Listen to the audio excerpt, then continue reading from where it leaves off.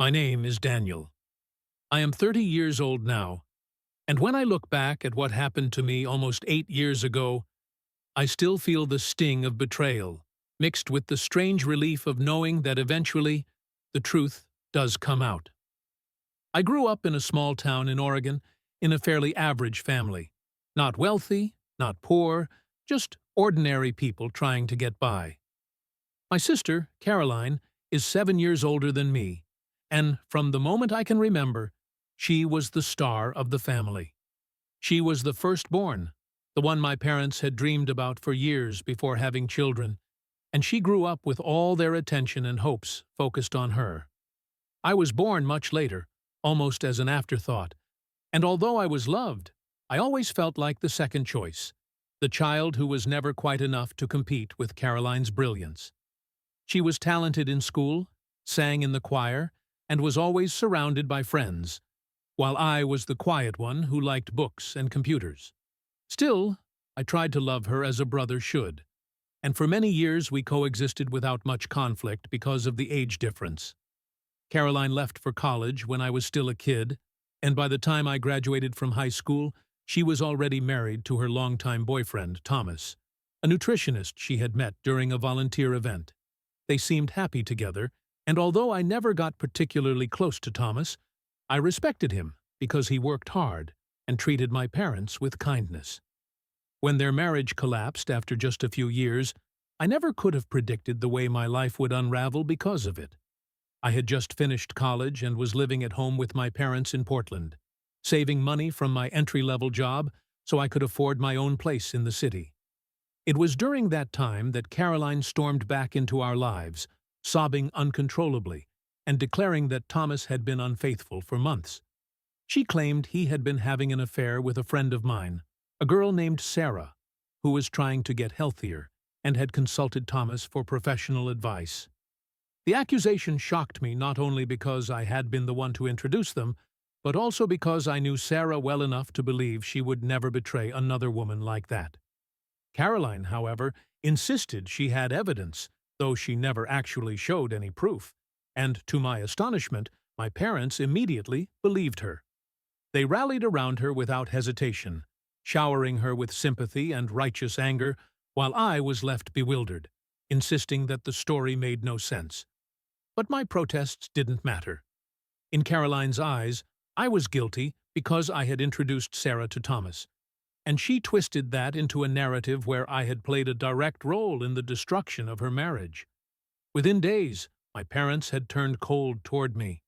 I begged them to listen, to let me explain, but they said they were disgusted by what I had done and that I had betrayed my own family. I reminded them that I had done nothing but try to help a friend and support my brother-in-law, yet their minds were already poisoned by Caroline's words.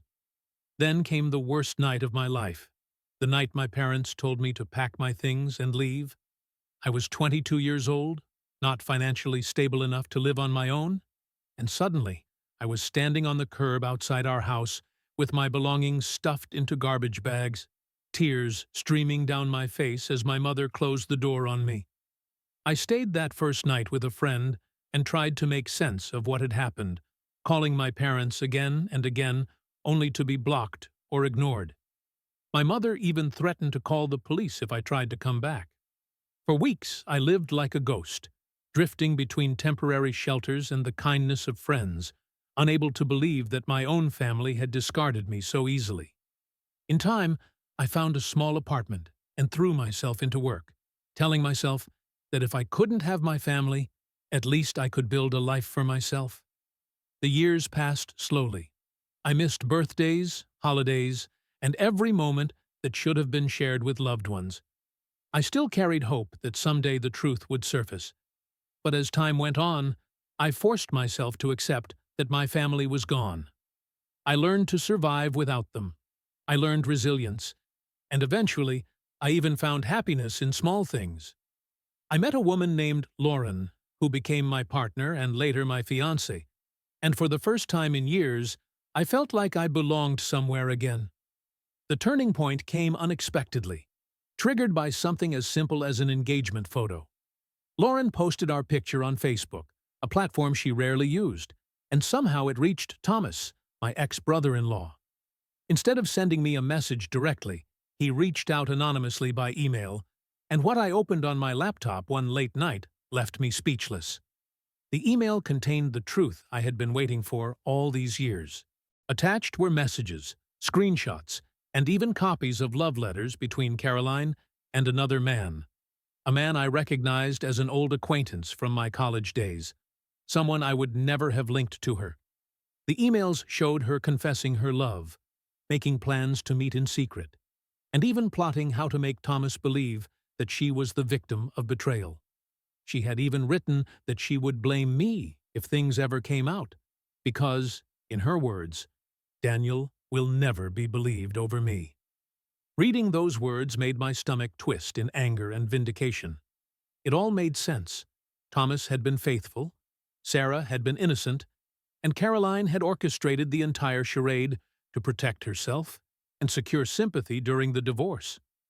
I met Thomas in person not long after, and he confirmed everything, apologizing for blocking me years ago and admitting that he had been too angry and humiliated to see the truth clearly at the time. Together, we decided it was time to confront my family. We arrived at my parents' home unannounced, Thomas carrying the documents and I carrying years of pain. My mother opened the door, and her face froze when she saw us standing together. My father was in the living room with Caroline, who immediately paled and tried to slip away when she realized what was happening. But there was no escape this time. Thomas laid out the evidence, showing the emails, the letters, and every shred of proof that exposed Caroline's lies.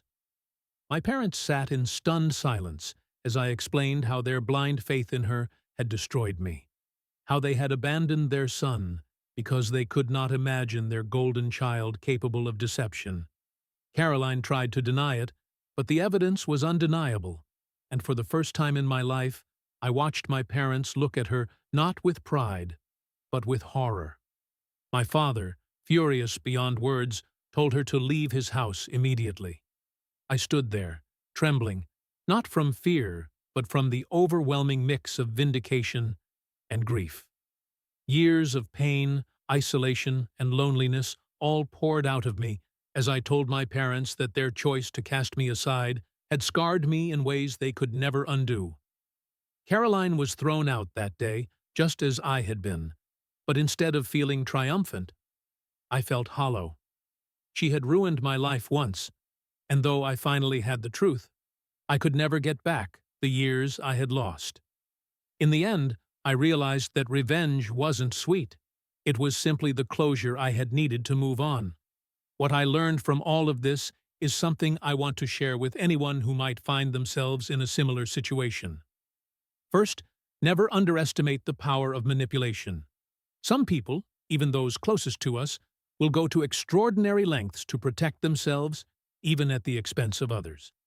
Second, always hold on to your truth, even if no one believes you, because the truth has a way of surfacing eventually, no matter how deep it is buried. And finally, learn to build your own strength and identity outside of those who betray you. Family is supposed to love and protect you, but when they fail, you must find the courage to protect yourself. Today, I live a life free from Caroline's shadow, engaged to someone who loves me for who I am. And though the scars remain, they are a reminder not of weakness, but of survival.